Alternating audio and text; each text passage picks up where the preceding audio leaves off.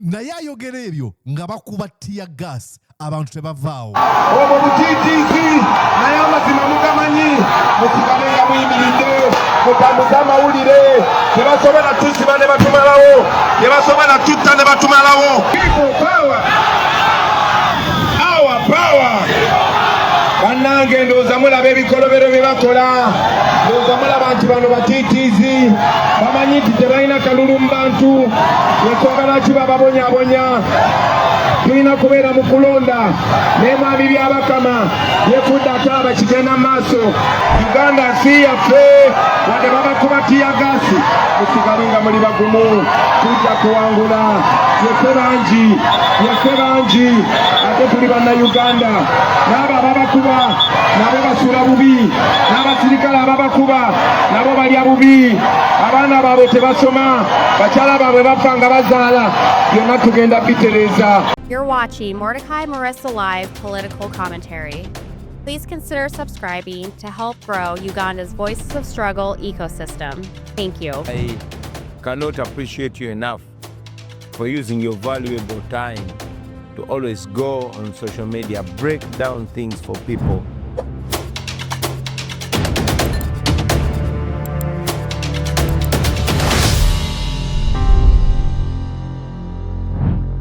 Ladies and gentlemen, kino chetulaba chebayita sabotage backfiring oba operation backfiring. Ekintu chebagezaako kukola okukakkanya Bobi Wine okumaliza kyennyini nga ki backfirinze.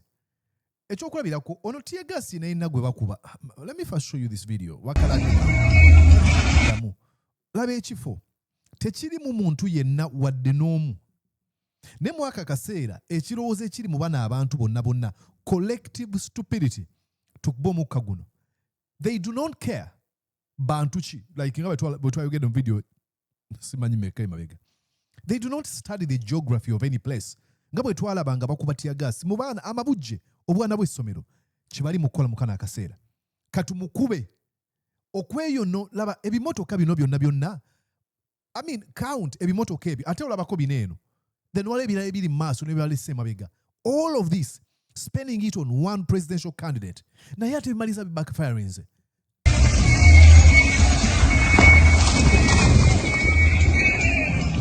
Look at that. Ani akola ekyo? Look at that. Ladies and gentlemen, these are presidential campaigns. Bino byokola abantu.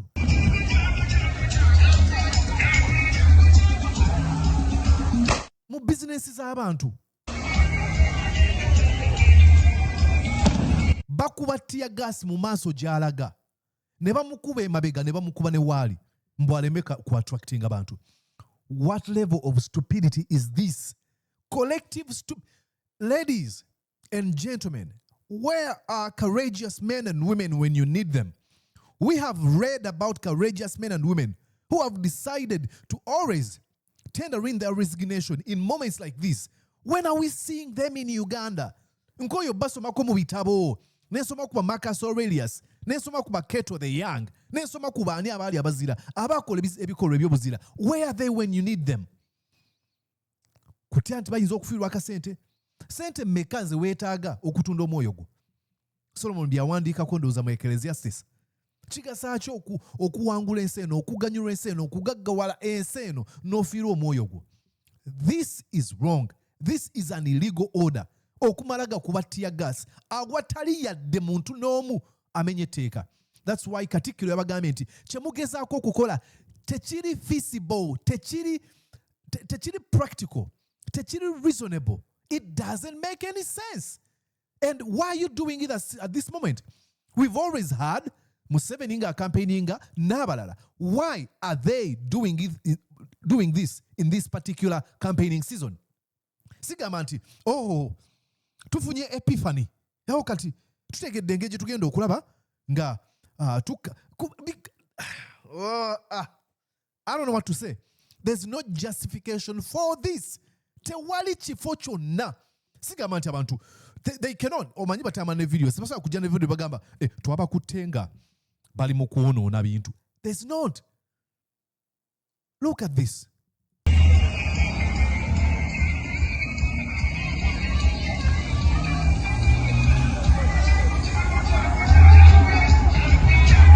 a presidential candidate gwe muyisa bwe mutyo. But ladies and gentlemen, ngambadde bagambye nti ebyo byonna bya backfiring because you know what you give birth to. Bw'okola ebyo or giving a birth. Kati tuwaana twabenga mubeera mu Uganda eyagaza ng'abasomesa bammwe babasasula n'olw'ensonga eyo mu lutalo lw'okwenunula buli omu kimukwatako bamaama bataata. I am telling you here, let me pause here just a moment. Bayigiriza abaana nti Uganda si yaabwe, mubayigiriza okwagala eggwanga lyabwe, mubayigiriza ogumira ebizibu byonna.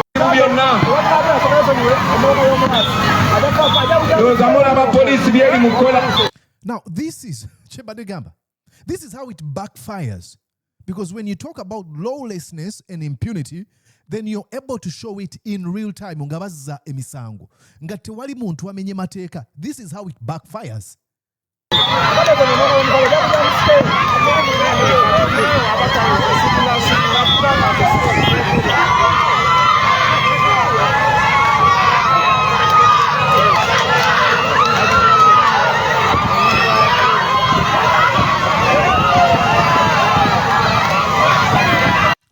Amagye gakola kimbi okulonda. Kati explain to me. Look at this. Amagye gagamba ababoda mu ddeeri. Ababoda nga baddeeri nga bavuga nga bakomawo bagobye. What are you doing? Watch that. See that. Ofachi. Olunaku lwa campaign nga tuli mu kitundu kino naye buli wakuŋŋaanidde abantu bayinza okwogera nabo basaba akalulu babakuba omukka ogubalagala.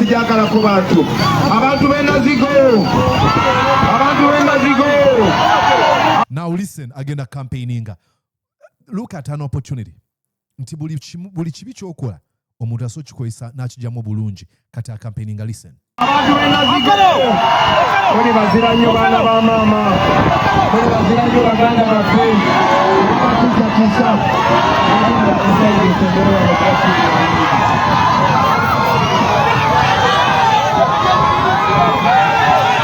tembera maaso.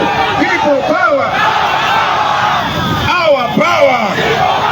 Bannange ndowooza mulaba ebikolobero bye bakola, ndowooza mulaba nti bano batiitiizi bamanyi nti tebalina kalulu mu bantu, ensonga ki bababonyaabonya. Tulina kubeera mu kulonda naye mwami byabakama yefudde ataaba kigenda mu maaso.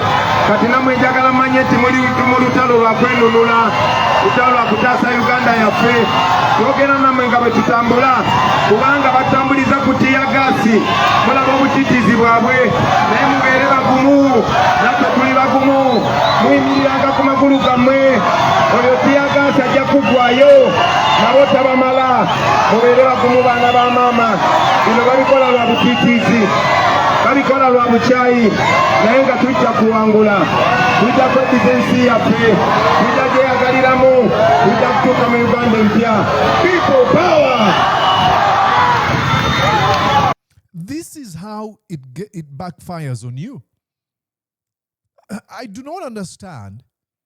Obabeera banti in the end bamaliza bafuuse ba strategist ba Kyagulanyi, because even in that situation then Bobi Wine wins an emotional appeal vote.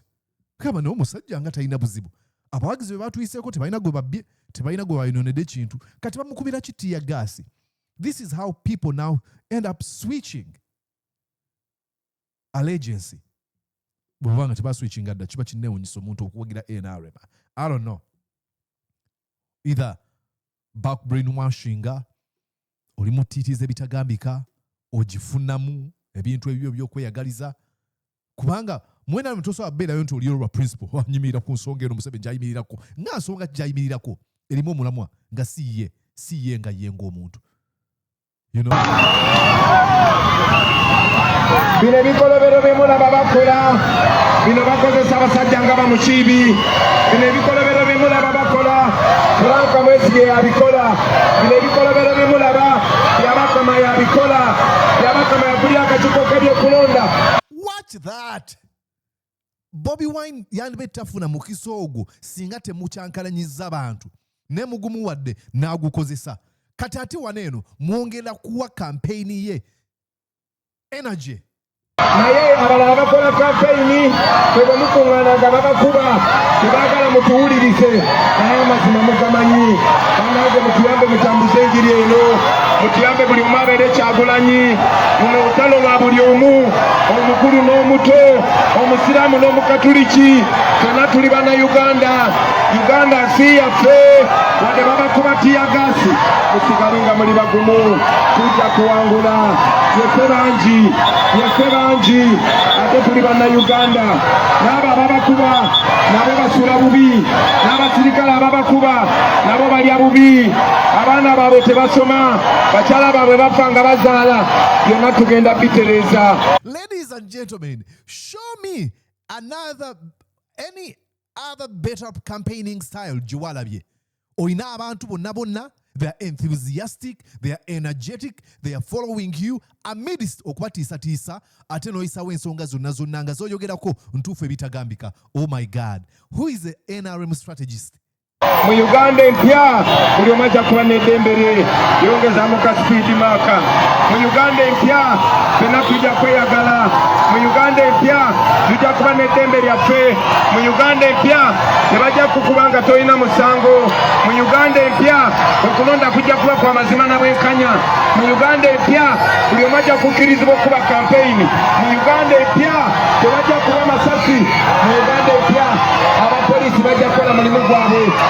Mu Uganda empya kama abasirikale bonna be mulaba mwandibadde mulaba abasawo kama abasirikale be mulaba mwandibadde mulaba abasomesa kayizina emmundu ze mulaba mwandibadde mulaba amakerenda. People power, power. Abantu b'ennazigo mwebale kuguma.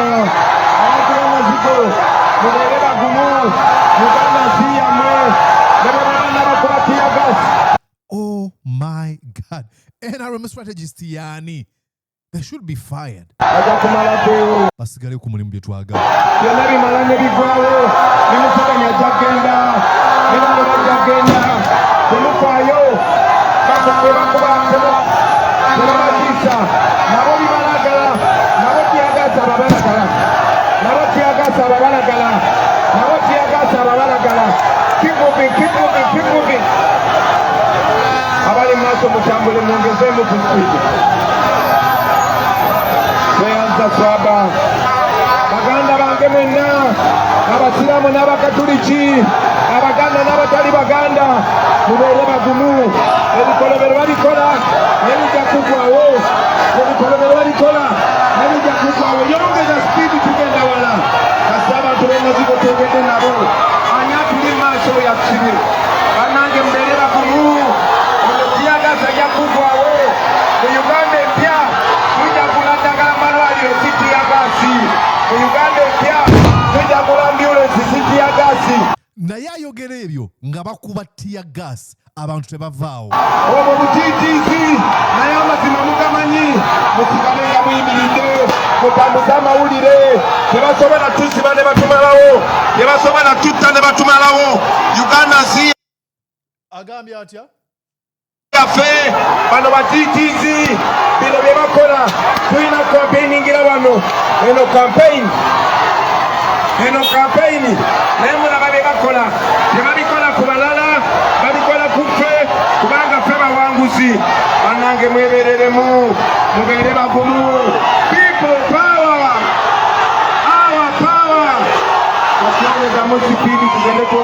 I think ngenda tandikanga kati okola gundi zange ng'ekitabo kino kiri wano such that bakitegeera. Guno mulawo gwe nsinga okusimbako essira. You cannot kill all people. It has never worked anywhere. You can scare a few. But my question now to the security organs, why are you being lured into these kind of illegal orders? Like firing tear gas to unarmed, non-violent masses? For what reason? Why? For what reason? All in performance of an audience of one person, Yoweri Kaguta Museveni, an old guy who is leaving power very soon than later. And you'll be questioned. At the end of it all, you'll be questioned. What were you doing? How will you answer to the Ugandan people? All your faces will be brought to light. All your names will be read out loud. They'll find out who did what and when and how these orders were enforced. Don't you think that time will come? And I'm not saying this in some sort of vengeful impulses, controlling me. Absolutely not. I'm saying, can we have empathy? Can we have kindness? Can we have reason? Can we understand that this is a season where many people who are interested in this season are driven by excitement and emotions? And shouldn't we be happy that we haven't seen violence, at least from the side of Bobi Wine? How can we come to a conclusion that folks that are supposed to keep law and order are disobeying the law and being disorderly? How do we explain that? Oh my Lord, how do I speak to you like I'm speaking to kids so that you understand me? And I'll show you a few more other clips. No, chiswaza chimenya omutima okuba nti bino ebintu bigenda maaso. After doing all those things that you have done, then you'd expect that if Bobi Wine gets to the venues where he usually holds his press conferences, there's not any person there. But Bobi Wine chabadayogerako. Look at that bodyguard wa Bobi Wine. Did he sign up for that? Did he sign up for that? A presidential candidate. And one thing, I've always understood about or known about bullies is that usually the weakest and most fragile. If you told these folks, especially who are enforcing these stupid orders, you'd be like, hey, we want you to actually be on the ground, be at the battlefield. Let's be there. No gambo yobiyabakama. He would be the most one to coward away. Then why are you enforcing these stupid orders? He's quiet. Look at all this. All for what? To impress Museveni? Look at that.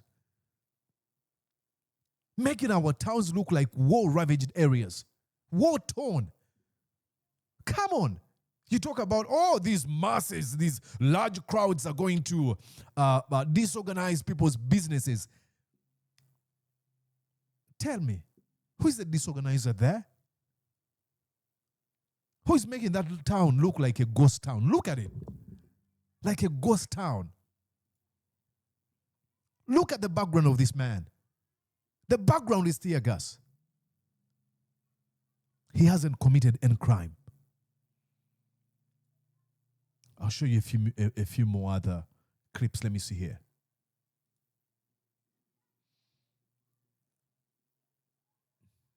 Yeah, this is what I was talking about. That okay. How did I lose that video? All right, right here. I was saying that after ngoma zo kuba tear gas,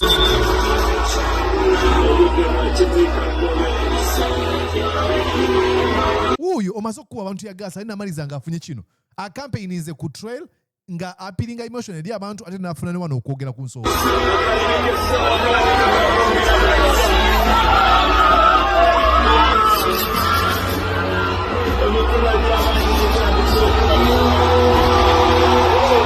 Mufachi, how did you score in all this?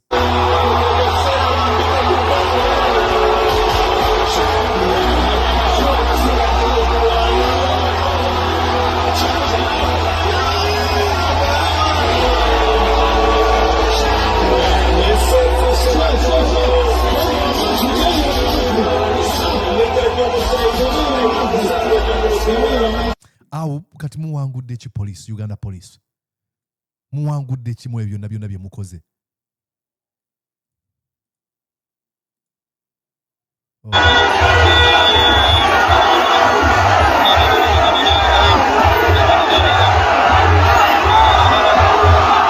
Okay, you see what I'm talking about. Uganda police, Please, may you reclaim your conscience. I don't know. I gave up on the intellectuals in Uganda. For the most part, they're just Twitter trolls and bullies. They're usually just there to give vague and stupid arguments. I gave up on them. How about reasonable men and women in uniform who will respect the flag that is my background, that flag, the black, yellow, and red, to care about a country called Uganda and the future of our country? You can't kill all people. You won't scare away all people. And I know, in the end, it is utter turmoil ahead. But what for? Why don't we stop this turmoil at this moment while we still can?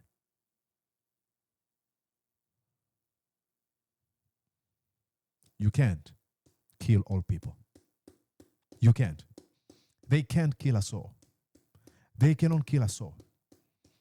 And I can't believe that, I'm using that language because in the end, I don't want any person to die, not even Museveni. I would want them to be held accountable for their lawlessness and impunity they've imposed onto our country. But killing them has never been a desire in my heart. Zero. Not even Muhoozi Kainerugaba. I don't have that in my heart. Techirimu. Okuta omuntu. Zero. Nompe mundu n'ogamba kuba Muhoozi. I don't have that in me. Now, oyinza okubuulira ng'okisobola. I can't. Ne Muhoozi asooka okwogera ebigambo bye bimu oba Museveni.